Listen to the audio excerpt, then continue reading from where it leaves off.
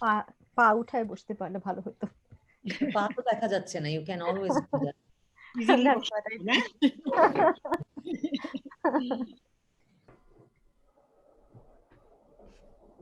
Hello, and good afternoon, everybody from Birmingham in the UK. A very warm welcome to our event, Resilience, Rights and Roles of Women in Bangladesh since 1971. My name is Rebecca Bridgman. I'm the Curatorial and Exhibitions Manager at Birmingham Museums, and we're really delighted to be partnering with the Bengal Foundation for this first event in our series to commemorate the 50th year of independence of Bangladesh, which is so important to many communities, obviously in Bangladesh, but also to many communities in Birmingham and the wider UK. Funding for this event has come through the British Council and their digital collaboration fund, so a huge thanks to them. The film that we're going to be discussing at the start of the Zoom webinar today is available all weekend on Birmingham Museum's YouTube channel, which you can see in the link here. And you'll also be able to find further details of further events in the series on the link below that. In terms of feedback for the event, we'd really like to hear from you about where you're listening from and what motivated you to come to this event, and also any comments or feedback that you might have in relation to the session as a whole. Without further ado, I'll pass over to Novanita, who is chairing the session today. A huge thank you to all the panelists. It's really a great honor to have you with us this afternoon. Thanks very much. Thanks, Rebecca.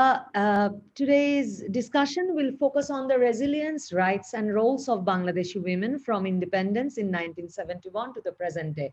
Welcome to the panel discussion today, connecting both panelists and hopefully audiences from around the world. So the film Jotor Lina by Bengali artist Dilara Begum Jolly that portrays the life of Rama Chaudhuri will provide a starting point for discussion today. The film portrays the life of a war hero, Rama Chaudhuri, who, like many Bangladeshi women, was raped during the bloody liberation war of 1971, but still went on to play an important role in building the post-war society. This film has been made available to watch for free on Birmingham Museum's YouTube channel from Friday, 26th March for 48 hours. Hopefully, some of you have already seen it. And among us, we have the filmmaker Dilara Begum Jolly today joining us from Chittagong in Bangladesh. Although the film in discussion, Jotor Lina, is her first documentary film, she's an acclaimed artist of the country whose work touches upon themes of gender, trauma, and the female body.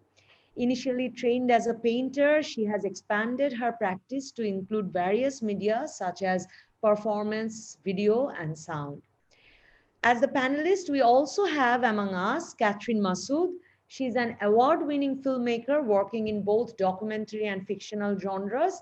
She produced and co-wrote the acclaimed feature Matir Moina, which won the International Critics Prize at Cannes and many other awards. Other notable productions include Muktir Gan, A Kind of Childhood, and Runway. Thematically, many of her films addresses social justice issues and the conflict between religious and cultural identity, and also the liberation war of Bangladesh. Catherine has joined us from Connecticut in the USA. We have Lisa Ghazi with us, joining us from London, who is a British Bangladeshi writer, theater worker, award-winning filmmaker, and co-founder of Kamala Collective.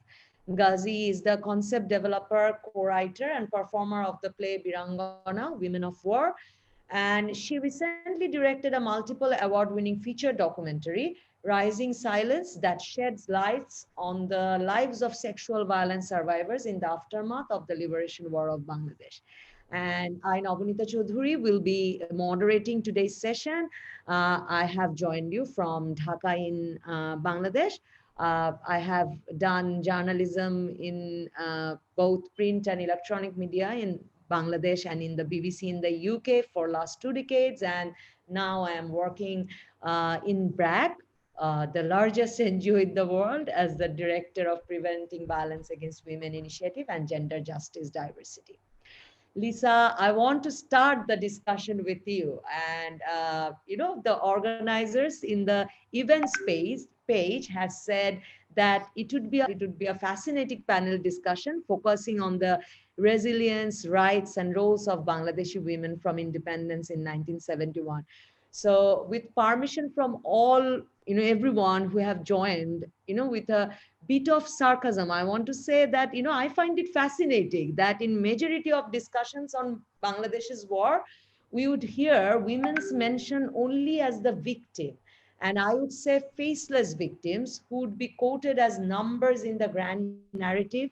We would very commonly say that more than 200,000 women has lost their dignity and honor in our war. So the three of you who are present here have all made films on the subject. And in the last 2 decades, especially, I would say many films have been made, many are researching on the subject. And the film in discussion today, Jotor Lina, it also gave that myth, that grand narrative a face, a real human face, Rama Chaudhury's face. Do you think that it's again only women who are mainly taking interest in this and turning, his story into her story, our stories? Yes, thank you so much for having me, and it is an honor to be part of this panel discussion. And you have rightly said that women who had suffered brutal abuse and sexual violence in the liberation war of Bangladesh are largely portrayed as victims.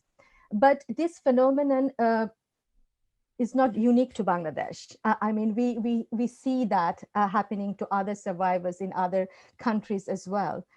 Uh, if we want to ask why, because that's how we want to see them, as victims. By saying we, this collective we, I mean society as a whole, but also in our communities, inside our homes.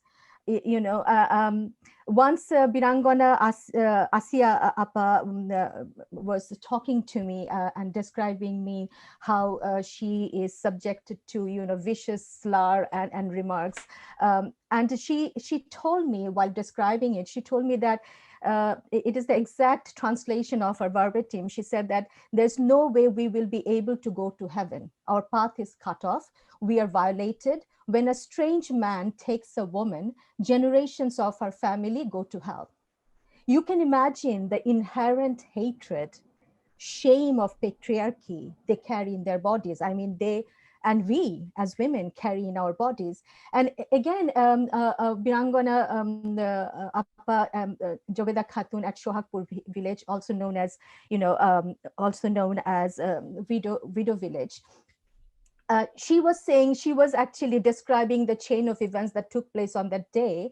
And she was desperate to make us understand that it was not her fault. She was telling us that, I tried to escape, but there's nothing I could do. I just had a baby then. I think this is because more or less every part of the world, male on female rape has been seen as a source of shame for the victims. We all know that, we've been talking about it. Patriarchal society has burdened women with the loss of dignity caused by rape, while the action of the perpetrator is often overlooked and not factored into the discussion even. So I think the root of evil comes from that mindset. If you think about it, even now, when we are talking about these women who were raped, but we are not addressing the men who perpetrated these crimes. So I think that we need to reframe the way we want to address these issues. We need to put men, perpetrators, in the center of the discussion, because targeting women and girls using rape and sexual violence as a tactic of dishonoring, shaming, and defeating comes from the same attitude, and it has been going on since time immemorial. Here, I really would like to share an experience. When we joined the Global Survivors Network, and survivors from all over the world, from 15 countries were there. And there was a session called Make Music Matter. Used to be held there. So the survivors come together and they rehearse a song. And they were doing that, and they were really bubbling with excitement. And our Birangana Appa was there, Anwar Appa was there, and the idea was that Anwar Appa would start the song with an a cappella in Bangla, and then all participating survivors would join her. One day as she, she finished singing her lines, she burst into dance with a Bengali folk song. And we were just looking at her. We were really very surprised. I have thought about Anwar Appa's seemingly uncharacteristic behavior, and realized this is actually all her, an open-hearted human being who has never given up living her life. That moment was significant for me, for discovering one's true self in the absence of social stigma and collective shame. If we are going to bring the change, we need to eradicate this view, this mindset. It is also vital to address and listen to survivor stories from the past and believe them. Because if we ignore or dismiss sexual violence that had been perpetrated in the past, then the same pattern of using rape as a weapon of war will never stop. As we speak, there are 15 armed conflicts taking place across the world. So does the use of sexual violence. So I would say it is not because who is saying that, who is telling the story. We are all part of the same society, same patriarchal society. So until we change that mindset, until we all our efforts, and we need to involve men as well. We have to involve men to bring that change. Yes, and Dilara Begum Jolly, I want to go to you because, being a leading artist in Bangladesh, you have been painting, making installations, doing exhibitions, on these issues, very uncomfortable issues, which Lisa has just said, that around the world, we inflict more pain, more shame to the victims of rape and sexual abuse. So, even in this film, I see, Rama Chaudhury's very heartbreaking story of, you know, terrible struggling life. I see the images looks like painting. I feel, some images as if they're like installations.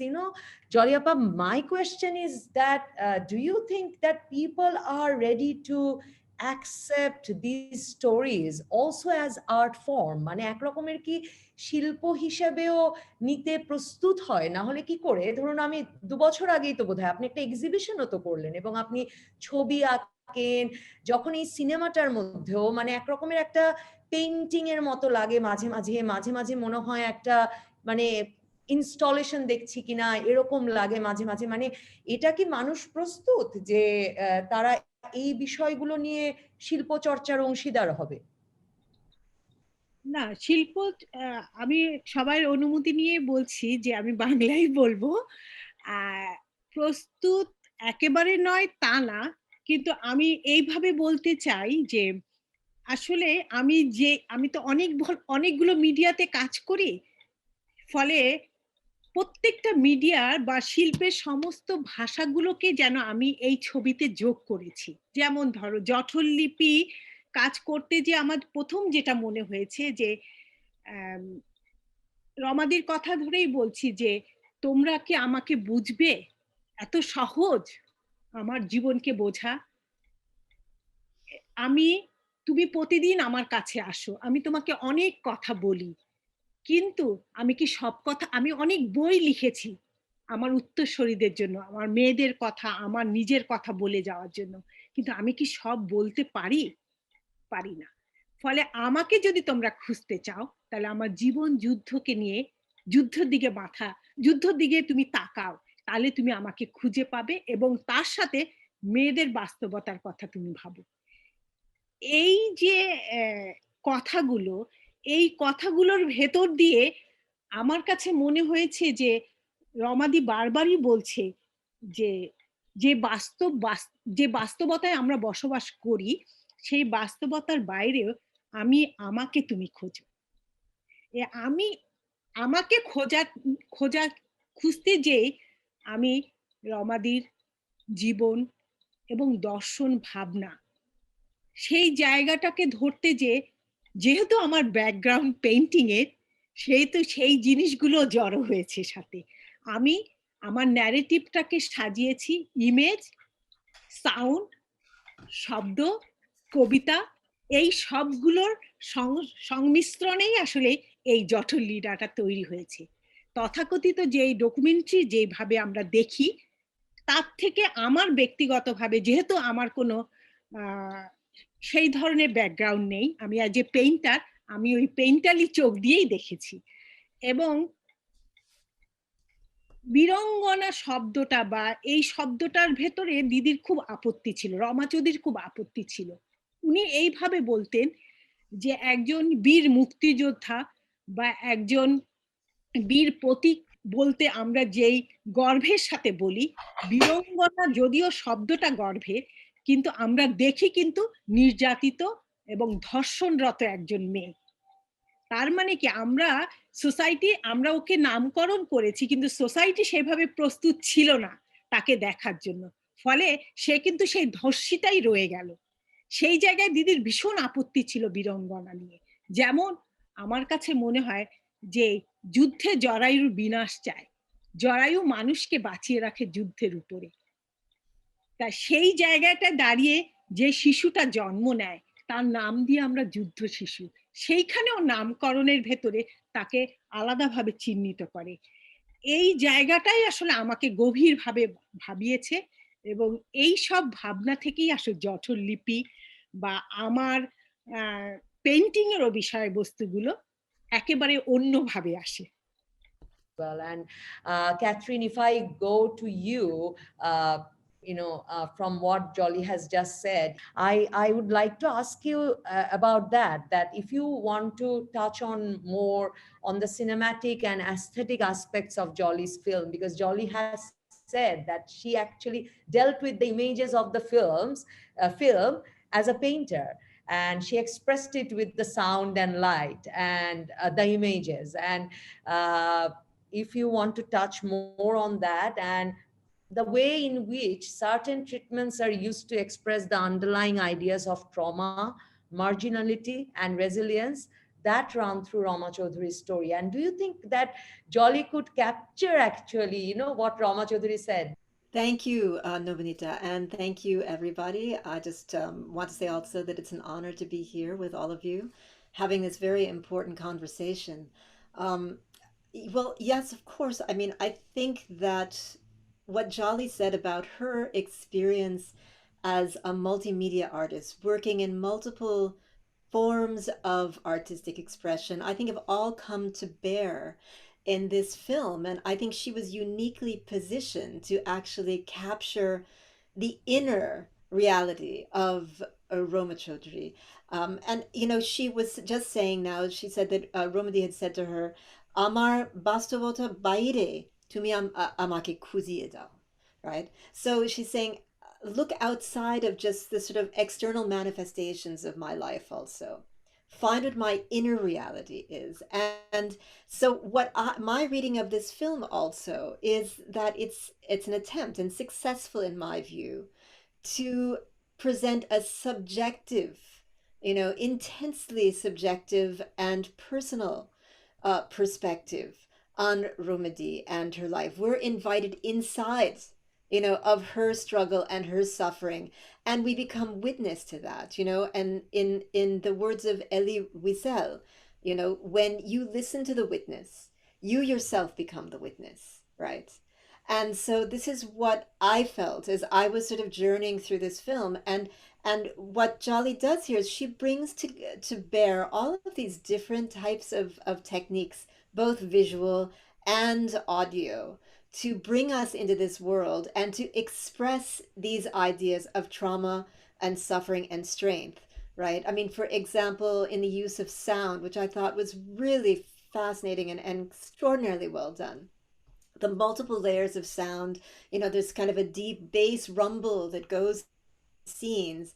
Very early on, we're kind of brought into that world when you see Romadi's reflection in the pond, and this rumble starts to begin, and we can feel this deep kind of disturbance. It's this the weight of memory that stays with Romadi every moment of her waking life. And so that sort of begins the journey with her when we see these another thing that Jolly has done is she put these floating red discs into the water of the ponds. They were like drops of blood there, Yeah. so you see that overlaid on the reflection of her imagery, right? So it's that again is kind of a painterly treatment, right? Because we're seeing this kind of abstracted vision of Romadi walking along as you have these overlaid, circular red discs, and then the rumble comes in, this deep bass rumble. And we start to go into that experience of hers. This, you get the sense of the searing pain and torment of her life. And then when we go into her house, we also hear that rumble again. And the house, turns to kind of a black and white treatment where she is talking about this room. She takes us into a room in her house where actually the wooden window frame still bears the burn marks of the fire that was lit there in 1971. And she is saying, this room is a memorial to the war. This room is where my mother died. This room is where my two sons died. But it's sort of the sum total of those treatments, right? Because as she's doing that, you're hearing this very textured and, tension filled soundtrack also that just doesn't leave us. It doesn't leave us because we are experiencing what it's like for her to carry that weight. But, at the same time, I mean, side by side with these kinds of audio and visual depictions of trauma and memory, we also have these very powerful depictions of her resilience and her strength. Right. I mean, for example, in the school where she teaches, she performs this very powerful recitation. And as she's reciting, we're seeing her writing the words on the blackboard. You're seeing the desks where all the school children sit. So she's actually transmitting her power and her strength when she's talking about the pain of all women, right? Ami Sheme, she says again and again. I am that woman, talking about the struggles and strains of all women. And that message is also being transmitted to another generation, right? So it's not just, again, her own, life and her own subjective experience. Then that vision of her humanity and her witnessing is being carried forward to another generation. So I think, in these ways, these are things, strategies, visual techniques, audio techniques that I felt that Jolly used very powerfully in her film, bringing them all together to bear in something that, sometimes strikes one as very abstract. There's a lot of attention to detail, to textures, to cobwebs, things like that. The kittens in her house. But these things in many ways are treated also with superimpositions and overlays.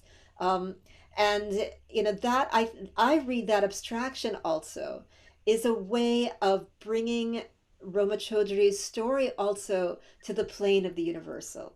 It's not just her. It's the pain of all women, and it's the power of all women. Thank you. Yes, and Jolly Appa Jolly, when as Catherine is raving about the sound design, and she actually has been saying that she she thought that sound played a great role in the film, you know, but when I watched the film, I felt that silence is very prominent in your film, you know. That's also true. Yes. So I would like to know a bit about that, because we are talking about breaking the silence about women who has been the victims of rape and torture and widely ostracized by the nation. And I would like to know why, you know, the film is so quiet, so silent. And I also want to know from you that you have dedicated this film to the woman, you know, who sustains the wombs at war. You have said that. What was in your mind? What did you mean by that? জলিয়াপা, silence এত prominent লাগলো কেন আপনার ফিল্মে, এবং কেন মনে হলো যে মানে আপনি নীরবতা নিয়েও অনেক খেলেছেন, মানে মানে আমরা কোনো রাগ দেখলাম না, ক্ষোভ দেখলাম না, সেভাবে কোনো কাউকে দোষী করতে দেখলাম না, সেরকম কেন মনে হলো? আর মানে এত সাইলেন্সটা এত প্রমিনেন্ট কেন? আর আমি এটাও জানতে চাই যে এই যে আপনি লিখলেন, উৎসর্গ করলেন যে এটা women who sustains the wombs at war, এটা কেন বললেন? আসলে উৎসর্গ দিয়েই আরম্ভ করছি এই কারণেই যে শুধু আমাদের যুদ্ধে না, পৃথিবীর সব যুদ্ধে তোমার বন্দুকের নিশানাটা থাকে, হিংস্র নিশানা থাকে জরায়ুর উপরে নিশানা থাকে। সেই জরায়ুকেও কিন্তু আলটিমেটলি স্টপ করতে পারে না। জরায়ুটা এমন এবং যারা বাঁচিয়ে রাখে তাদেরকে আসলে আমি উৎসর্গ করেছি।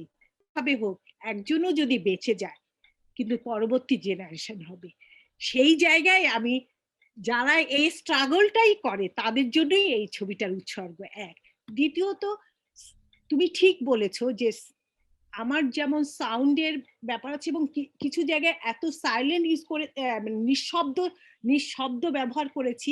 যেমন বিশেষ করে রমাদি যখন টুনুর কবরে যায়, কান্না করে, যে কান্নাটার শব্দটা আসলে আমরা সবাই জানি, একটা কান্নার শব্দ। সেই শব্দটা যখন আমি দিনে, তখন মনে হচ্ছে আমার বুকের ভেতর দিয়ে সেই বেদনাটা বেরিয়ে এসছে এবং আমি এটা সবাইকে টাচ করতে পারছি। এই যে শব্দ ছাড়াও যে ফিলিংসটাকে বোঝানো যায়, এবং যে এর পেছনে আরো একটা কারণ ছিল যে এই মানুষটা এত বেদনা নিয়ে এত বছর ধরে বেঁচে আছে নিঃশব্দে, কিন্তু সেই মানুষটার ব্যক্তি মানুষ, আদর্শগত মানুষ, এবং তার দর্শন এত পাওয়ারফুল। সেই ক্ষেত্রেও আমার কাছে মনে হয়েছে যে এই জিনিসটা বোঝানোর জন্য সাউন্ড দরকার নেই। এবং যেই জিনিসটা, যেমন এই ছবিটার লাস্টে একটা জায়গায় আছে, এই দেহ মোর সোনার দেউল, হৃদয় বৃন্দাবন, এইখানেতে লীলা করে নন্দনে নন্দন। তার বাড়িটা হলো চমৎকার একটা জায়গা। ঠিক তার অপোজিটে আছে, পাক হানাদার বাহিনী আমাকে প্রাণে না মারলো, আমার আত্মার অপমৃত্যু ঘটিয়েছে। এই যে দুটো দ্বন্দ্ব, এই যে পাওয়ারের সাথে পাওয়ারের দ্বন্দ্ব এবং ব্যক্তি মানুষের ভেতরে যে দ্বন্দ্ব, এই জায়গাটা যখন এই দেহ মোর সোনার দেউল, এই কবিতাটা একটা ব্ল্যাক সারফেসে করা, কিন্তু এই কথাটার ভেতরে একটা ভিজুয়াল আছে, যেই ভিজুয়ালটা যে ওনার গ্রামের বাড়িটা দেখা যায় এবং সেইখানে কি অবস্থা হয়। এই জিনিসগুলো আসলে এই এই ম্যাটাফোর গুলোকে আসলে আমার ব্যবহার করেছি এবং আমার করতে মনে হয়েছে যে আমার অনেক বলার চেয়ে এইভাবে বলার ভেতরে যে পেইনটা আমি ফিল করেছি, যে নিঃশব্দতার ভেতরে একটা যন্ত্রণা আছে, সেই যন্ত্রণাটা আমি গভীরভাবে চেষ্টা করেছি আনার। আমি জানি না কতটুকু আনতে পেরেছি। যেমন আরেকটা কবিতা আছে হেলাল হাফিজের, জলের আগুনে পুড়ে হয়েছি কমল, কি দিয়ে মুছবো বলো আগুনের জল। এই যে জলের ভেতরে কমল এবং আগুনের জল মুছবে কি করে, এর যে ভাষা, এর যে ম্যাটাফোর, এটা আমি অন্য কোনো ভাবে আনতে পারতাম না বলে মনে হয়েছে। তখন আমার কাছে মনে হয়েছে যে কবিতা, সাউন্ড, শব্দ, ইমেজ, এই সবগুলো মিলে যেন আমি কথা বলতে পারি। সেই অর্থেই আসলে আমি চেষ্টা করেছি আনার। এবং আরেকটা জিনিস আমি বলবো যে আমার রমাদির কাজ করতে যে নিসর্গ আমার কাজে এসছে, সেই নিসর্গটা আসলে শুধুমাত্র নিসর্গ না, এটা অনেকটা মনোজগৎ। যে চরিত্রের কথা বলছি সেই চরিত্রের মনোজগৎকে দাঁড় করিয়ে দেয়। যেমন উনার একটা জায়গা আছে যখন উনি বিধ্বস্ত, তখন অঙ্কুর হচ্ছে, নতুন গাছ জন্ম নিচ্ছে। হ্যাঁ, তারপরে দেখা যাচ্ছে যে বারবারই দেখা গেছে উনি যখনই পড়ে যাচ্ছেন তখনই উনি উঠে দাঁড়াচ্ছেন। এবং এই ইমেজগুলোই আসলে ভিজুয়ালি, এবং নতুন ঘর বানানো, হ্যাঁ, তারপরে তোমার আমি যুদ্ধের কিছুই দেখাচ্ছি না, কিন্তু সাউন্ড ট্র্যাকে আমি বুটের শব্দ ব্যবহার করছি। এই সব জিনিসগুলো আসলে যখন সম্মিলিতভাবে কাজ করে হয়তো, তখন আমার মনে হয়েছে যে হয়তো বা কাজ করে, সেটা দর্শকই বলবে আদৌ কাজ করেছে কিনা।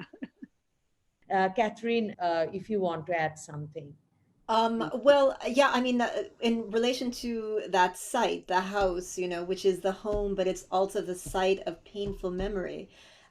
Jolly, I think you were also talking about the dondo, the contradiction of that, the contradiction within these spaces, but also within herself, within her own body, right? Because her body carries the memory of that pain, even as she is Body is actually, herself. the other house too. Yes, even as she's picking herself up again and again, you see her falling at times, but then she's standing up again. So there's that tension in that contradiction, right? Which I think is expressive of the contradiction that all women feel in their lives, right? That we want to stand up, we want to overcome the oppression, the indignity that we have suffered. But at the same time, we're constantly in struggle against that. We're fighting against that. So I think that was also the dondo that Jolly was referring to, and I think, yeah, in that very powerful scene, and you rightly pointed out, Nobanita, the use of silence in the film is really key. I think that's part of the sound, right? It's not separate from the sound. It's part of the total sound design, and I think, Jolly, what you were also saying about suppressing the sound of her actually crying. It's like you don't. It's also a kind of storytelling technique that you use. You increase the audience's investment in that moment of pain by withholding the sound of her crying. Then we can also project our own pain onto her, right? I mean, I think also that's what you were talking about, Jolly, in terms of that decision to withhold the sound of her crying and just keep that very powerful moment silent. I think it's even much more powerful then, because we're really drawn into it. We're so deeply drawn into it. You don't objectify her anymore, that, oh, that's a crying woman, and then you dismiss it. It's like the labels you talked about. Oh, doshito, birongana, these labels that we attach to people, are they're a double-edged sword. They themselves carry that dondo within them, right? On the one hand, it's an acknowledgement. On the other hand, it's a dismissal. So when you break that stereotype, when you break the stereotype of the woman crying, right, by taking away the sound, then it makes it something in many ways much more accessible and powerful in that sense. Am I right about that, Jolly, in that reading? হ্যাঁ, তুমি অনেকটাই ঠিক বলেছো, একদমই ঠিক। আমার মনে হয়েছে যে আসলেই, যেমন এখানে একটা কথা স্বীকার করি আমি, যে দিদি রমা চৌধুরী এমন একজন ব্যক্তিত্ব যে যখন যুদ্ধের কথা বলে তখন স্ট্রংলি বলে, কিন্তু যখন সে মাতৃত্বের কথা বলে, তার বাচ্চার কথা বলে, তখন সে ক্রাই করে। ওই একটা জায়গায় আমি তাকে ক্রাই করতে মানে কাঁদতে দেখেছি। তখন আমার কাছে মনে হয়েছে যে মানে তার মাতৃত্বটাই আসলে তার জীবনের একটাই। এবং খুব মজার ব্যাপার, তার যে ক্রাইসিস ছিল মা, এটা মাটা আমার কাছে ম্যাটাফোর মনে হয়েছে, দেশ, মা, এরকম। এবং সে ৭৫ বছর বয়সে আবার মা হতে চেয়েছে। এই যে তার চ্যালেঞ্জিং ব্যাপারটা, এটা কিন্তু আমার কাছে সাংঘাতিক একটা ইন্সপায়ারিং হয়েছে। এবং আমি ব্যক্তিগতভাবে যতদিনই রমাদির কাছে গেছে, আমি প্রায় 6 বছর ওনার সাথে একেবারে কাজ করেছি, আমি নিজে গেইন করেছি এক ধরনের পাওয়ার ওনার কাছে আছে। আমি প্রতিবারই এক ধরনের পাওয়ার নিয়ে আসি ওনার কাছে। আমি কখনো ওনার কাছে যে স্যাড হই না, কারণ সেটাই হওয়ার কথা। ওনার যে জীবন যুদ্ধ, কিন্তু উনি এত স্ট্রং একটা মানুষ, এবং তার দর্শনটাও এমন ছিল যে সে মানুষকে ইন্সপায়ার করে, কিন্তু নিজে তার মাতৃত্বের কাছে নিজে ধরা দেয়, নিজে হেরে যায় আর কি। সেই জন্যই আসলে জঠরকে নিয়ে কাজ করার পেছনে আসলে মেইন উদ্দেশ্যটা ছিল আমার ওই জায়গাটা, যে এই জঠরের সাথেই আমার দেশ, আমার মেয়েদের সাথে কি হয়, জঠর সব মিলিয়ে একটা ম্যাটাফোর হিসেবে জঠর লীনাটাও বিষয়টা আমার কাছে ধরা দিয়েছে মনে হয়েছে আমার। জানি না আমি কতটুকু পেরেছি, কিন্তু আমার এর পেছনের উদ্দেশ্যটা ছিল এটা।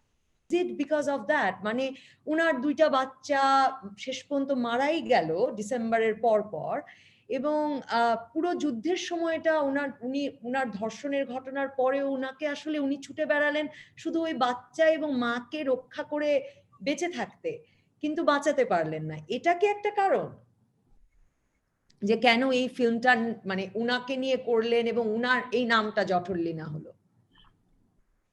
না, এটা কিছুটা বলা যেতে পারে এই অর্থে যে উনার ভেতরে মাতৃত্বটাকে আমি খুব প্রকট ভাবে দেখেছি। এমনকি উনি আমাকে বলছেন যে তুমি পরিপূর্ণ নারী না, কেন? আমি বাচ্চা নিইনি। তার মানে কি মাতৃত্বটাকে সে খুবই গুরুত্ব দিচ্ছেন। কিন্তু আমি যখন বললাম যে নারীর পূর্ণতা কি শুধু মাতৃত্ব, তখন বললে তোমরা বেশি এই যুগের মেয়ে, তোমরা এসব কথা বলছো। হ্যাঁ, কিন্তু উনি যেহেতু অনেক আগের জন্ম এবং মাতৃত্বটাকে সে মহামান্বিত করে, এবং শুধু এটা না, ছেলের মা বলেও সে এক ধরনের তার এক ধরনের প্রাউড আছে, তার 3-4টা ছেলে হয়েছে। এই যে তোমার মানে মাতৃত্ব, এবং এই মাতৃত্বের পেছনে যেটা আমার কাছে মনে হয়েছে যে উনার সাথে কথা বলে এক ধরনের দেশ মা, নিজে নিজে মা, এবং তার নিজের যেহেতু তিনি 3 বছর বয়সে উনি বাবাকে হারিয়েছেন, মাকে সারা জীবন উনি দেখেছেন, এবং বিয়ে করার পরে শ্বশুর বাড়িতে যাননি মাকে রেখে যাবেন বলে। এই যে মা পরিবিষ্টুত একটা বাস্তবতায় উনি ছিলেন, এবং উনি বিশ্বাস করতেন যে মেয়েদের মাতৃত্ব একটা বিরাট জিনিস, এবং এই ফার্টিলিটিটার সাথে দেশের জন্ম অনেক কিছু জড়িত। সেই ইমাজিনেশন প্লাস আমার কাছে মনে হয়েছে যে যুদ্ধেও এটার সাথে আমি যেভাবে লিঙ্ক আপ করেছি জঠরের সাথে, শুধুমাত্র রমাদির মাতৃত্বের কারণে বলিনি, যেটা যেটা আসছে হলো যুদ্ধেও প্রথম অস্ত্র যেখানে বন্দুক লাগে না, কোনো কিছু লাগে না, কিন্তু একটা জাতিসত্তাকে নষ্ট করার জন্য, যেমন 71-এ আমাদের সেই সময়কার পাকিস্তানি সেনাপতি নিয়াজি বলেছিল যে প্রত্যেকটা সৈন্যকে বলেছিল যে তোমরা বাংলাদেশে প্রত্যেকটা মেয়েকে রেপ করে এমন একটা প্রজন্ম তৈরি করো যে প্রজন্মটা ছাচ্চা মুসলমান হবে।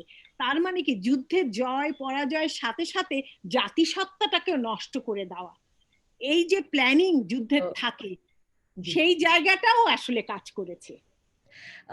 Lisa, if you want to add something, and I know you have been working with the Global Survivors Network, SEMA, and to have it recognized that rape has been used as a weapon of war in 1971.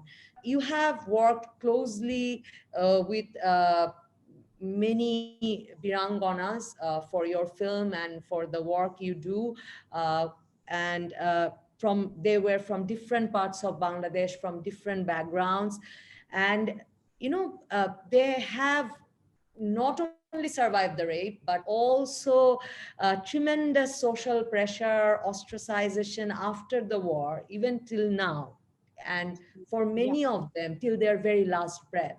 So would you tell the inspiring story of their resilience, the lonely journeys each of them had to take? Thank you, Navnita. Thank you for the question. When I was listening to Jolly, I was going back actually, because when Jolly was explaining and describing that how Rama Chaudhary used to cry when she would talk about her children, but she would never cry when she talked about her experiences, and that is what I saw with so many Birangana women whom I worked with. This is how they used to behave as well. They used to they used to uh, start crying when they would talk about their children who died. So these things really show us that how the experiences of rape and kind of similar and common to women. And I will talk about resilience, of course. But before I should start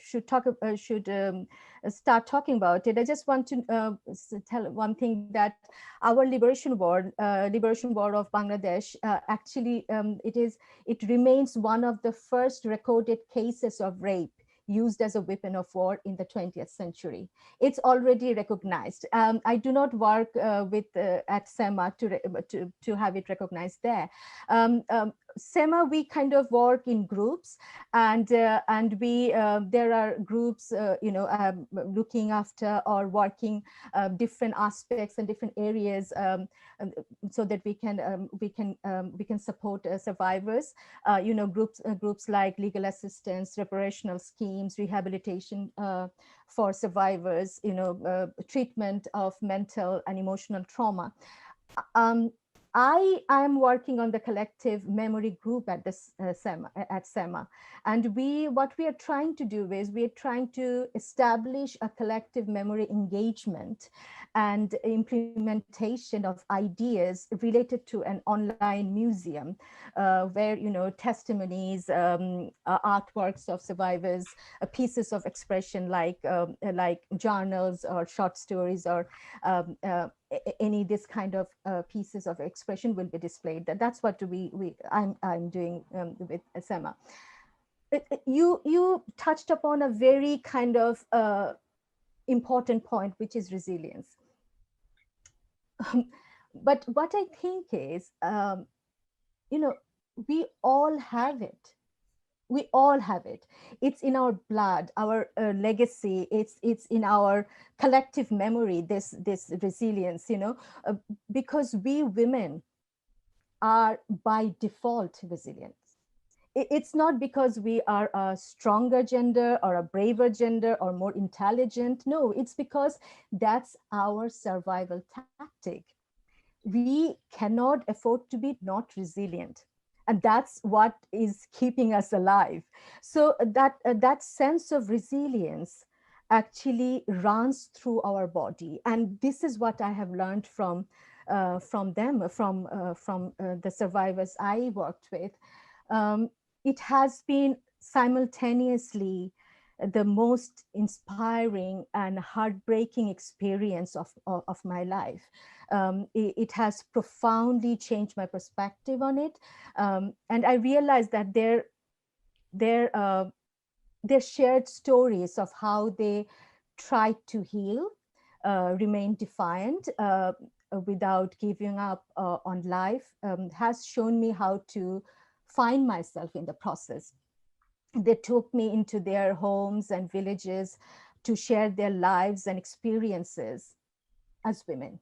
And when we had our conversations, even now when I have conversations with Biranganapas, uh, the conversation takes us beyond history and politics. It's pure sisterhood, and they inspired me and helped me a great deal to understand what I am capable of, what I'm capable of as a woman. We actually don't know our full potential in terms of strength, resilience, compassion, and our power to love until we are tested. And their stories are living proof of that. I mean, when we were watching Jolly's film, we saw that the resilience of Rama Chaudhary. She decides that she's not going to wear sandals because in this ground her three sons were buried. To be able to decide that and to be able to follow that decision all her life, wow, we have, it's mind boggling to me, but it's in our DNA. And uh, and I don't know how it is even possible to think of saving people while living through extreme violence. But that is what they did. I mean, I have seen, I have, when I talk to them, their experience and when they were talking about the experiences, that's what they did. They saved lives living in rape camps. It's just, it is. I mean, I just go, it's beyond inspiration. It's something else, And I saw them disowning their children to protect them, building a future even while living with the ghost of the past, seeking refuge in songs and in sisterhood, and not fearing to speak their minds. Uh, one experience I had, very poignant experience, um, uh, and we were gathering, we were talking, and suddenly one Biranganapa, her name is Rajubala, she started, she started dancing. And that is so amazing to watch, that they still have the heart to celebrate life. I mean, Raju Baladi once said that being human is the best form of existence. Can you imagine that? Can you imagine saying that after going through so much heartache, extreme sufferings, you come out and you say being human is the best form of existence? It's just absolutely, that is the power, that is the resilient. I mean, and that is in us. I would like to share another story. When while we were spent time with the survivors in Bangladesh, one thing had struck me was how they looked out for fellow survivors to heal. Because in our country there was no even concept of counseling or psychotherapy. They did not get any kind of therapy, but they would they would look out for other fellow survivors, and which I thought unique to only Bangladeshi survivors. But meeting other survivors across the globe made me realize that it's quite common. Uh, Once I asked a survivor from Bangladesh and a survivor from South Sudan that how they would know if a person was also a survivor of mass rape. Interestingly, both of them gave me almost the similar answer. They said something would give away through their mannerisms, reactions to sudden sound or light, and the way they carry themselves. And then they added, you wouldn't know. And, and they said that we open our hearts to ourselves. We have each other. That's how we pass our days. So when they, that, and that is how survivors from Bangladesh, you know, he- uh, heal themselves by talking among one another, talking to one another, and that sisterhood, that resilience gave them the strength to stand tall, like Rama Chaudhary. Yes, and the suffering is truly universal. Catherine, I want to end the discussion with you. And, I have started with the society's denial to recognize the victims of the rape and torture during the war.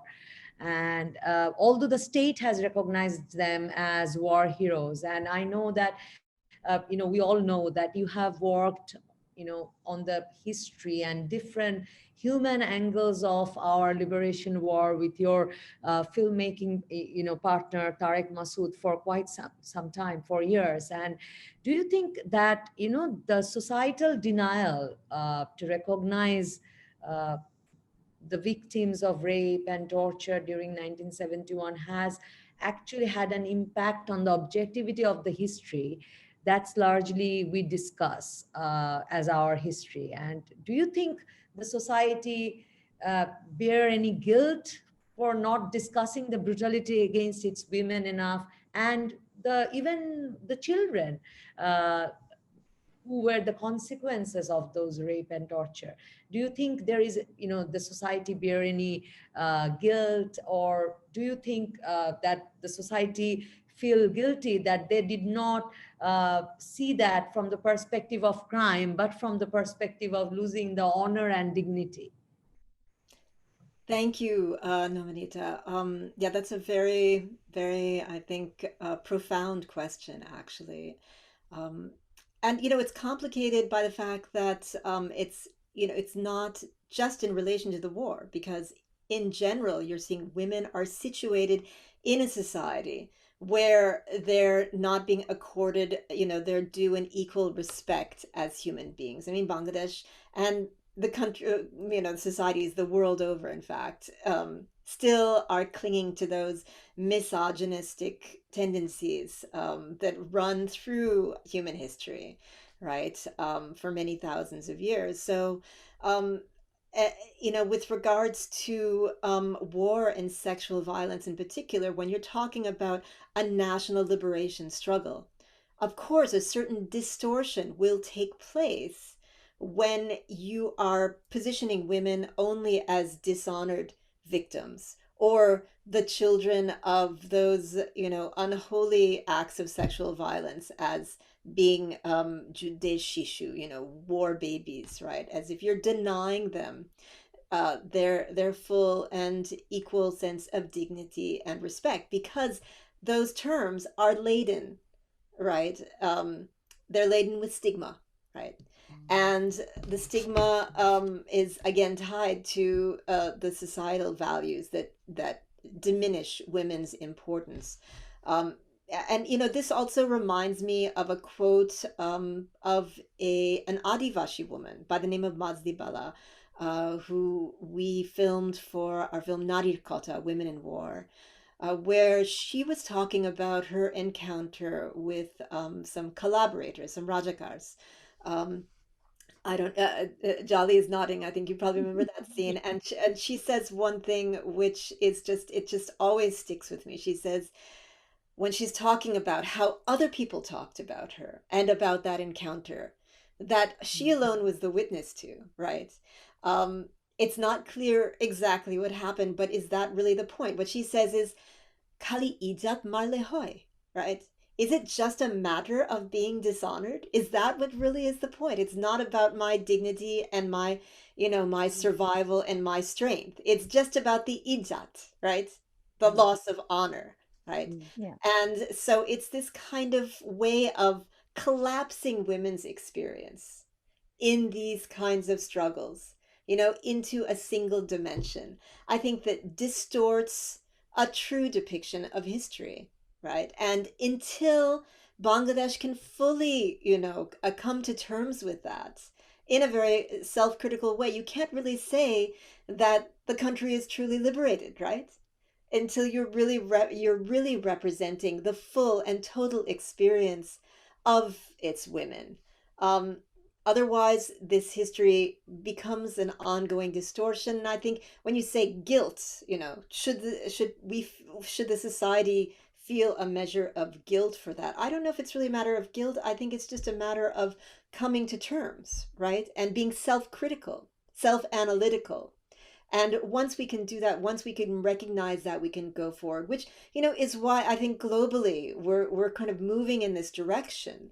The UN Security Council in 2008, through their resolution 1820, actually officially recognized rape and all forms of sexual violence as war crimes, crimes against humanity, and even, part and parcel of genocidal intent, right? So that recognition, is also a very important milestone, to, seeing that women have their rightful place in the struggle of history, and that sexual violence is a part of war, and of, in the case of Niazi's words, right? I mean, that is a genocidal intent to wipe out a culture and a society through the rape of its women, right? Mhm. So, it's you acknowledge that rape on the one hand, but on the other hand, you respect the women who have survived it. I think those two things have to come hand in hand. Thank you, Catherine. Oh, I'm seeing a hand. I'm seeing Monon Muntaka, one of the attendees who raised hand. And Monon Muntaka. Honor, you're free to talk. Post Am I audible now? Yes, you Yeah. are. First of all, thank you so much. You guys like made my day, and I know three of you, Catherine, ma'am, and Navonita Appu, and Jolly Appa, my dearest Jolly Appa. I have worked with her, I assisted her, and today I got to know about Lisa Ghazi Appa, and thank you so much. I am feeling so motivated. I like fully energized after listening you guys, and I have watched this film Jatonila last year when Gothi Institute screened that film. So when I was watching Appa's work, I have already seen Appa's every work, because I'm a like diehard fan of her work. So yeah, I want to just mention one thing: how beautifully you use the silent, because there is a proverb that silent tells a more than words. So thank you, Jolly Appa, for made such an amazing movie. And if you don't tell anyone that this is your first film, no one could like trust that this is your first film, because you did it very beautifully. Like those who are making film for such a long time, they can't even beautifully portray such a sensitive issue. And thank you so much. And Thank you. I'm so motivated. Thank you all. Thank you Thank so. you, Monon. Thank you for showing your enthusiasm. I think that's all our artist needs. And thank you, Joliapa. We all want to show you that enthusiasm. And yes, on that note, we want to finish that Monon said that, that she feels very inspired and motivated. I think we can all, take the oath to be inspired and motivated to keep on breaking the silence around these issues around the world, and we'll have to keep on talking about it, and that would be the best role, resilient role we can play. Thank you so much. Thank you so much, everybody. If we could just ask anybody to post Elora Chaudhuri asked a question. This is Elora Chaudhuri. I'm joining from Boston, USA. She said, thank you for this important, wonderful, and insightful conversation. I have not watched the featured film, but the discussion around motherhood reminds me of Yasmin Kabir's film, Shadhinata. Gurudashi Mondal talks about herself as mother of Bengal, and when talking about what brings meaning to her life, she mentions it is through her relationships with the children in the community. Motherhood also features prominently in the narratives of the women Lisa Ghazi featured in the Rising Silence. I'm looking forward to watching Jolly Appa's film and learning more about this theme. Dina Siddiqui also said, brilliant discussion. Thank you, everyone. Huge thank you to everybody. Thank you, Novanita. Yeah, it was a fantastic discussion. This is being recorded, so it will be available shortly on the Birmingham Museum's web pages. And please do post any comments or any chat you want to in the chat or the Q&A as feedback for this session. We'd love to hear what you think. Thanks so much. Thank you, everybody. Thank you. Bye-bye. Stay safe, everyone. Stay safe. Bye. Thank you. Thank you.